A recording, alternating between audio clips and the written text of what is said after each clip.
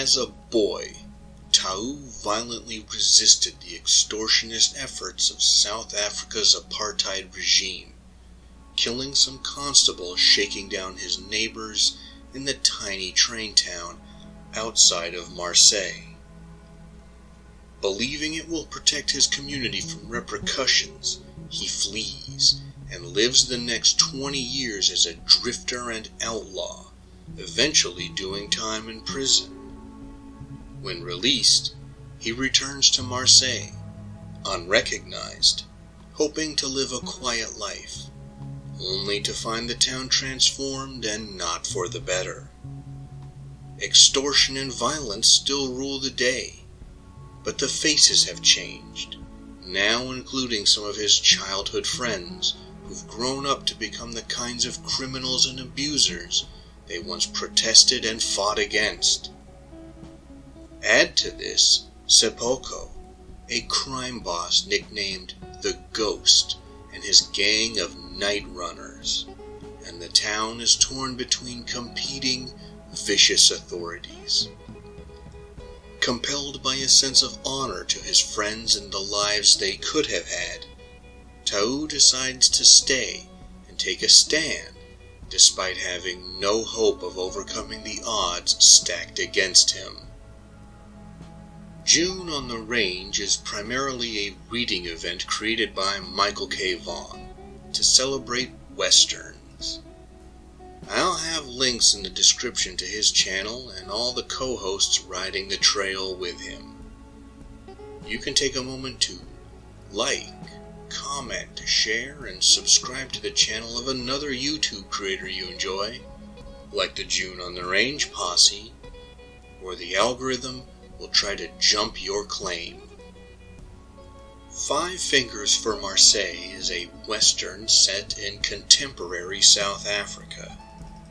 I know that sounds odd at first, but if you can have Westerns in space, there's no reason why you can't have Westerns in Africa.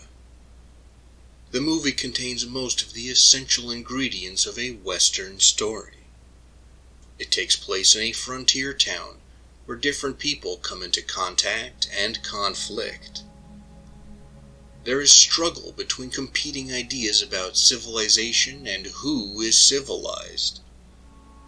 The space between law, criminality, and justice is explored. The immediate and lasting effects of violence on the individual and community are examined through the lives of the characters. The importance of the land and what it means to the people figures heavily throughout. There are gunfighters and duels and people riding horses. Almost everything you could want from a Western is in this movie in some form. As a film, Five Fingers for Marseille also uses a lot of the iconography of Western movies. There are lots of wide-angle shots exhibiting the landscape and hard-scrabble town full of people just working to try and make their way through this largely untamed countryside. All of these regular folks are ranchers, railroad workers, or the owners and operators of saloons and general stores. Many characters wear cowboy hats and dusters, while also using revolvers and lever-action firearms. One of the prominent night runners wears a variation of the costume worn by Yul Brynner in both The Magnificent Seven and Westworld. The movie is not performing some mimicry, but intentionally deploying these stylistic elements to tell a story that is a Western in everything except being set in the American West. I can see some viewers taking issue with the slower pace of the film. I wouldn't call it slow so much as deliberate, in much the same way that Unforgiven is, building to its climax as the violence escalates and becomes increasingly brutal. This movie also calls back to Rio Bravo, Fistful of Dollars, and Desperado.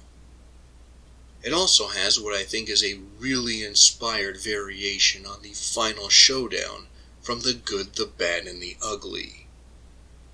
If you haven't been able to tell, I think Five Fingers for Marseilles is excellent and well worth watching for any fan of Western movies.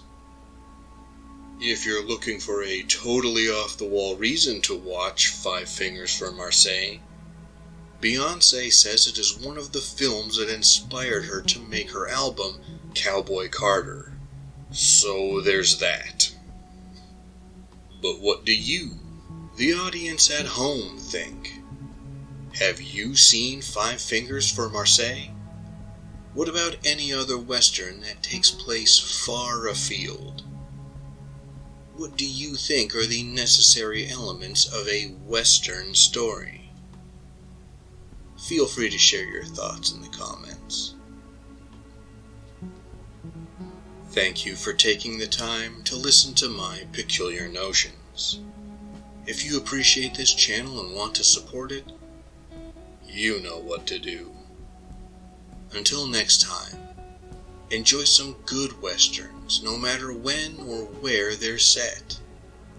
Live and be well.